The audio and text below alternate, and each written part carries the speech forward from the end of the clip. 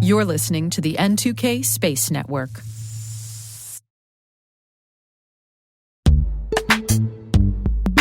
CISOs and CIOs know machine identities now outnumber humans by more than 80-1. And without securing them, trust, uptime, outages, and compliance are at risk.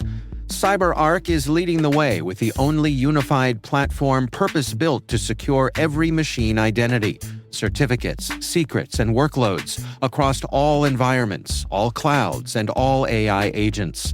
Designed for scale, automation, and quantum readiness, CyberArk helps modern enterprises secure their machine future. Visit cyberark.com/machines to see how.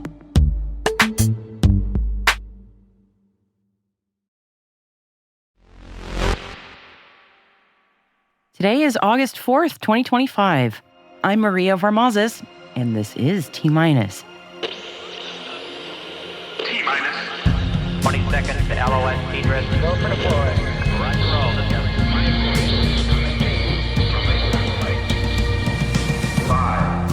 Blue Origin's NS-34 mission launched early on Sunday from Van Horn, Texas. 4. NASA SpaceX Crew 11 mission arrived at the International Space Station 15 hours after launch. 3. Dhruva Space is set to launch its first commercial space mission, the LEAP-1, on a Falcon 9 rocket in Q3 of this year. 2. Israel's Space Agency and Innovation Authority is setting up a national R&D laboratory to kickstart spacebound technology development. 1. Japan is looking to establish international rules for the removal of human-made objects in space.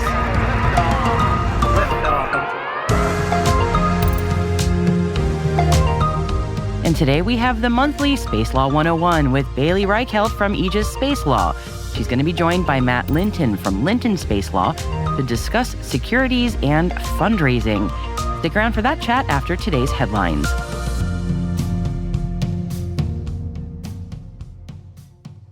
Happy Monday, everybody. Hope you had a great weekend. Thanks for joining me. And let's dive into today's Intel briefing now. And we're kicking off today's show with reports from Japan. Japanese officials say that the nation is looking to establish international rules for the removal of human-made objects in space. So let's talk numbers to understand why this is an issue for Japan and other nations. More than 30,000 objects larger than 10 centimeters in diameter are currently on orbit. The number is estimated to rise to over 100 million when including objects larger than 1 millimeter. And while an object which measures at a mere millimeter might seem insignificant, at speeds of 17,500 miles per hour, it can do some serious damage to spacecraft, posing collision risks to satellites and, of course, the International Space Station. So Japan's Cabinet Office, in cooperation with experts, aims to identify legal and procedural issues involved in clearing space debris, such as fragments of rockets and satellites. Challenges include clarifying procedures for obtaining information on debris from its owner, whether it's a company, a state, or another entity. The government aims to use input from an expert panel to lead global discussions on rules for disposing of space debris, timed to coincide with a 2026 meeting of the United Nations Committee on the Peaceful Uses of Outer Space. So, yay Japan! And we're glad that someone is taking the leadership role in sorting out the dirty business of responsibility for space junk. Moving on now, Israel's Space Agency and Innovation Authority is setting up a national R&D laboratory to kickstart spacebound technology development. And the lab is backed by around $12 million in funding and will help the full range of Israel's space sector, from established firms to startups. The program will further provide eligible firms with benefits, starting from around 35% off of market launch costs. And the overall goal of the program is to help boost Israel's role in the global space sector. The lab is also expected to launch at least 15 dedicated Israeli payloads into orbit. Let's head on over to India now, and Dhruva Space is set to launch its first commercial space station, the LEAP-1, on a Falcon 9 rocket in Q3 of this year. And this is a significant milestone in the company's journey from successful tech demonstrations to customer-driven satellite deployments. Dhruva Space's LEAP-1 mission on the P-30 satellite platform will fly two distinct missions. One is the Akula Tech's Nexus 01 mission, comprising an advanced artificial intelligence module, and the other is Esper Satellite's OTR-2 mission, featuring a hyperspectral imager. This mission is Dhruva Space's first commercial deployment following the successful in-orbit qualification of its P-30 satellite bus during the LEAP-TD mission on ISRO's PSLV C-58 POEM-3 in January 2024. Things are getting a little crowded on the International Space Station yet again, but it's a happy thing, right? After Friday's launch from Cape Canaveral, the NASA SpaceX Crew 11 mission arrived just 15 hours later to the ISS. That's pretty fast. NASA astronauts Zena Cardman and Mike Finke, JAXA astronaut Kimia Yui, and Roscosmos cosmonaut Oleg Platonov docked at the International Space Station at 2:27 a.m. Eastern Time on Saturday. Their arrival temporarily puts the space station population at 11. The crew disembarked less than 2 hours after docking to the orbiting lab and then joined the Expedition 73 crew. And speaking of weekend human spaceflight events, Blue Origin's NS-34 mission launched early on Sunday from Van Horn, Texas, carrying another 6 passengers to the Kármán line and back to Earth. And among the spaceflight participants was H.E. Justin's son, who bid $28 million for the first New Shepard seat in 2021. We hope it was worth every cent. New Shepard has now flown 75 people into space, including 5 people who have flown twice.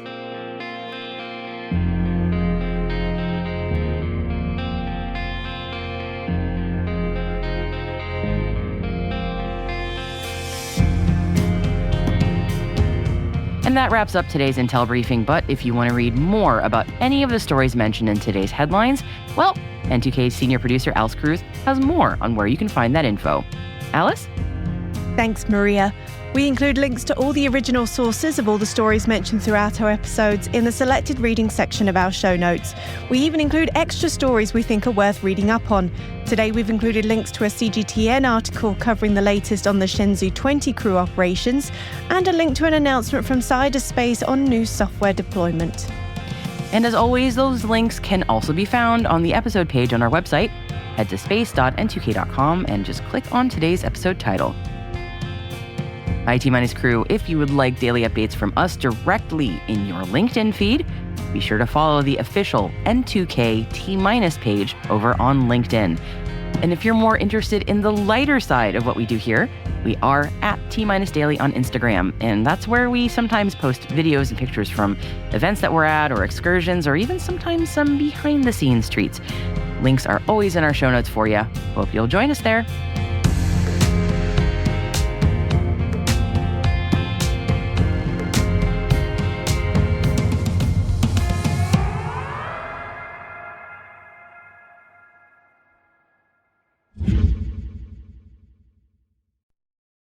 New adversary tactics and emerging tech to meet these threats is developing all the time. On Threat Vector, we keep you a step ahead. We dig deep into the threats that matter and the strategies that work. How do they help that customer know that what they just created is safe? The future is now, and our expectations are wrong. Join me, David Moulton, Senior Director of Thought Leadership for Uni42 at Palo Alto Networks, and our guest who live this work every day. We're not just talking about some encryption and paying multi-million-dollar ransom. We're talking about fundamentally being unable to operate. Automated eradication and containment. So being able to very rapidly ID what's going on in an environment and contain that immediately. They're hiding in plain sight. So if you're looking to sharpen your strategy and stay ahead of what's next, tune in and listen to Threat Vector, your front line for security insights.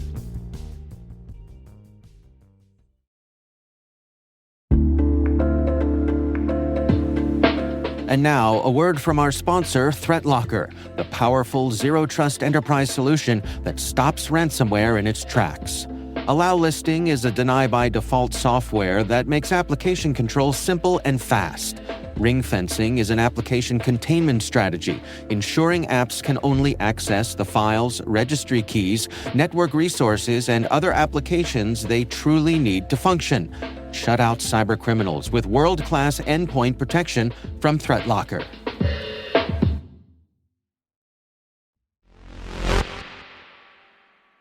Let me hand you on over to Bailey Reichelt now for our monthly Space Law 101 update. Hi, welcome back. I'm Bailey Reichelt with Aegis Space Law, and with me, I have a guest host this week, Matthew Linton of Linton Space Law and Strategy. Let me turn it over to Matthew real briefly so he can give you his own background. Thank you, Bailey. It's really wonderful to be here. I appreciate this opportunity. I really serve as an outside general counsel to space AI deep tech companies. Within that arena, I've got a lot of national security background and experience, dual use strategies for companies and how they're trying to scale and grow and fundraise. It's a lot of focus on regulation, policy, contracts, and then kind of a lot of good old-fashioned employment law that many companies just have to slog through as they grow. Awesome. Well, thanks so much for joining, Matthew. Today, we picked the topic of securities and fundraising. One, because Matthew has a great background in that and a lot of really good advice for those of you out there in the industry trying to do fundraising. And because we haven't covered this topic before, but it's super important. It's something everyone has to deal with when they're building a business. So let's just get right into it. When people say they're raising capital, what does that even mean? Can you talk about even the forms of capital? Bet. There's really a wide range, and some of this stuff obviously you can do your research on. But I think space companies tend to follow a pretty typical Silicon Valley tech company model, and so you're going to see the earliest efforts made by founders with perhaps some of their own self-funding. Some folks might call this bootstrapping a bit. Depends on how your access to capital might be at that time that you can do this yourself. But usually you'll see people jump in, put some of their own money in, and kick things off. They'll move to friends and family and what you would call angel investors. Angel investors, are going to be folks that are those early, smaller checks. They're making a big bet. They're buying the vision, buying really the people. They're looking at that and saying, I like these people. I think they can pull this off. And that ideally gets you to, what you would call a seed stage or pre-seed. People use different lingo. The real distinction here between the fundraising you do in those early days and then what comes in the more formal things like you've heard like Series A or B is what you would call equity fundraising. And so that's, those early stage investments are going to typically take the form of what's called a SAFE or a simple agreement for future financing. And this is a 2-page standard document that is very streamlined. It was established through the Y Combinator folks. Allows you to essentially take an investment and you're promising the future equity. You're not issuing stock as a part of this. It's very much it's a promise for the future. When you get into that Series A, B stage, that's when you're doing what's called an equity round. If you're seeking venture capital money, which is certainly, I think, critical in the space arena at this point in time. You're going to then be going through the more formal process of diligence with those investors. They're going to review all of your corporate documents, and it's a much more complex and bigger process. And then it just goes on from there, where people I think are probably a little more familiar, right? You're going to do larger money that comes in. Perhaps you're getting closer toward an exit, a sale, or go public. We're seeing it's great news. A couple of companies going public right now in the space industry, and I really hope that's the beginning of a new trend again. So we talked about equity and we talked about venture capital. There's a couple other mechanisms that are out there that we sometimes see clients use. Things like just traditional debt, taking out a business loan. There's also grants, usually government or institutional, or revenue-based financing. Would you mind telling us a little bit about any of those and what might be the ideal time to choose one of those instruments instead of just traditional equity? When it comes to things like grants or perhaps government accelerator programs, I think the number one thing is to think about are you giving away any critical IP of your company to that government entity? Hopefully these things are structured in a way that that's not the case. But that's something really people need to be aware of.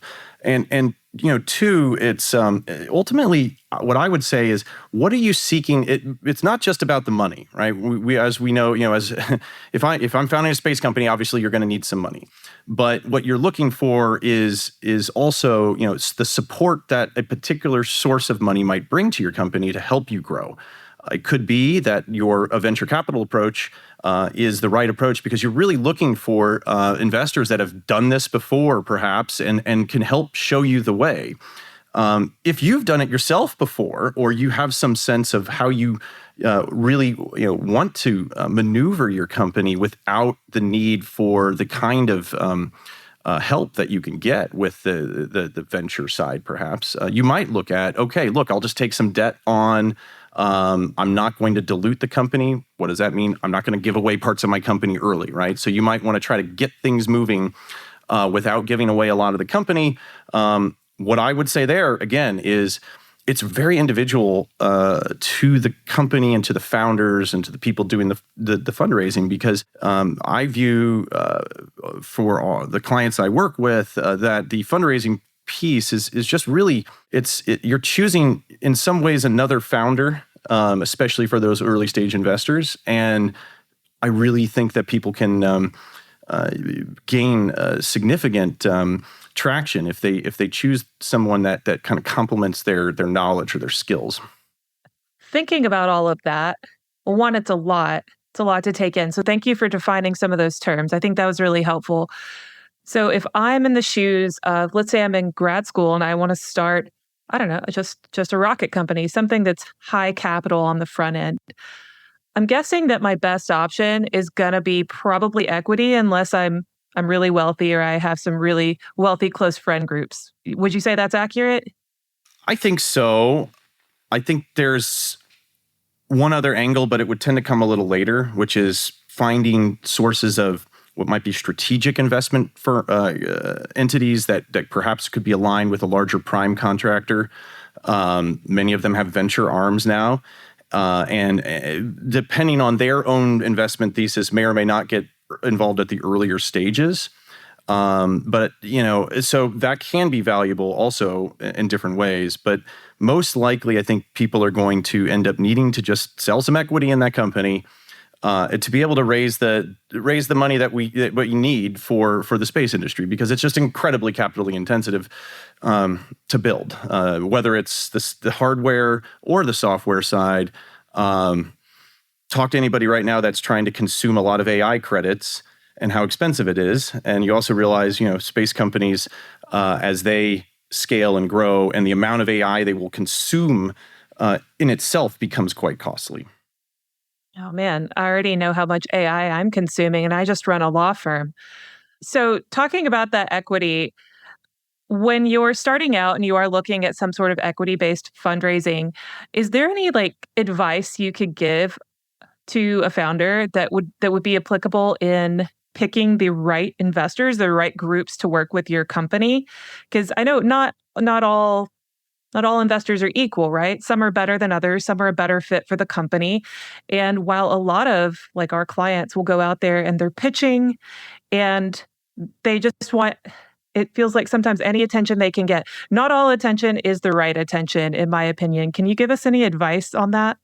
It's a really great question. And it relates directly to the law as well, because choosing the right investor could end up with legal implications that are not desired, choosing the wrong investor.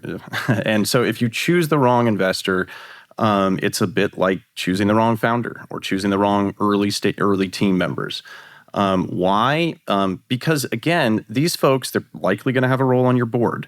Especially if they're a larger check, they will be actively involved in the business potentially. And you're going to want someone who you can work with. It's not just taking the money. And so, there's a lot of really great investors now that are very savvy in the space industry. And I would look at that subject matter expertise of either their firm that they have or their group that they're pulling together. I would be very hesitant to counsel companies to accept capital from investors who are not particularly, doing more than dabbling perhaps in the space industry or the AI or deep tech industries, right? And they're just looking to kind of spread some things around. I'd be looking for somebody that really wants to partner for the long term, because that's the other thing, which I'll stop with, is the space industry is going to be a long-term bet. There's no, not going to be a quick return necessarily in most circumstances. And so you're going to be looking for somebody that's going to go the distance, is going to be willing to go through some failures, because name a space company that hasn't failed spectacularly multiple times. They don't exist. And failure is part of the way in which we innovate in this industry. And so I think knowing how you're going to get through some of those down times or harder times as well with that investor is going to be critical. Yeah, really good advice. And I think summing all that up, what I heard was investors are often part of your team. So you need to pick your team wisely, have a strategy. I agree. Thanks, Matt. And hopefully if anyone has any more comments on fundraising or they want us to go do a deeper dive on anything, they can drop those comments to us, send them to N2K.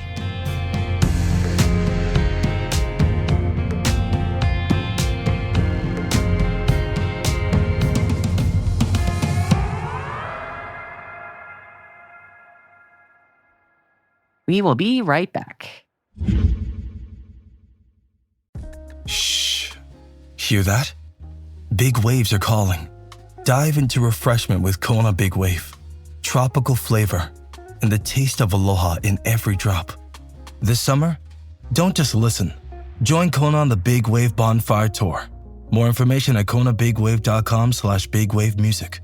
Kona Big Wave. Liquid aloha. Copyright 2025 Kona Brewing Co., St. Louis, Missouri. Mahalo for enjoying responsibly. Welcome back. Today we're noting the passing of the torch of the best title ever, and the competition isn't even close. That is the post of Astronomer Royal. And as you might guess, it is a UK-based position. And yes, it's a real job, whose job nowadays is to be an advisor to the king on all matters astronomical. One wonders what stellar questions keep King Charles up at night.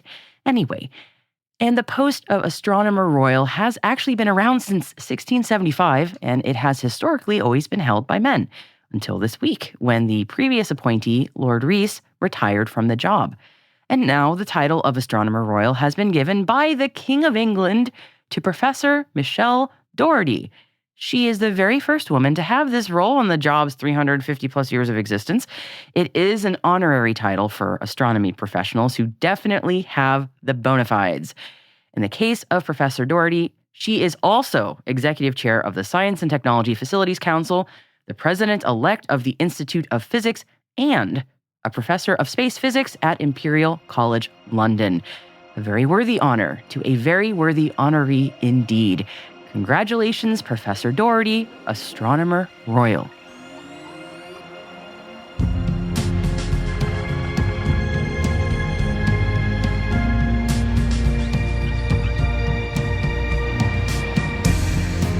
And that's T-Minus, brought to you by N2K Cyberwire. We would love to know what you think of our podcast. Your feedback ensures we deliver the insights that keep you a step ahead in the rapidly changing space industry. If you like our show, please share a rating and review in the podcast app. Please also fill out the survey in the show notes or send an email to space@n2k.com. We're proud that N2K Cyberwire is part of the daily routine of the most influential leaders and operators in the public and private sector, from the Fortune 500 to many of the world's preeminent intelligence and law enforcement agencies. N2K helps space and cybersecurity professionals grow, learn, and stay informed. As the nexus for discovery and connection, we bring you the people, the technology, and the ideas shaping the future of secure innovation. Learn how at n2k.com. N2K's senior producer is Alice Carruth. Our producer is Liz Stokes. We are mixed by Elliot Peltzman and Trey Hester, with original music by Elliot Peltzman. Our executive producer is Jennifer Iben. Peter Kilpie is our publisher, and I am your host, Maria Varmazis. Thanks for listening. We'll see you tomorrow.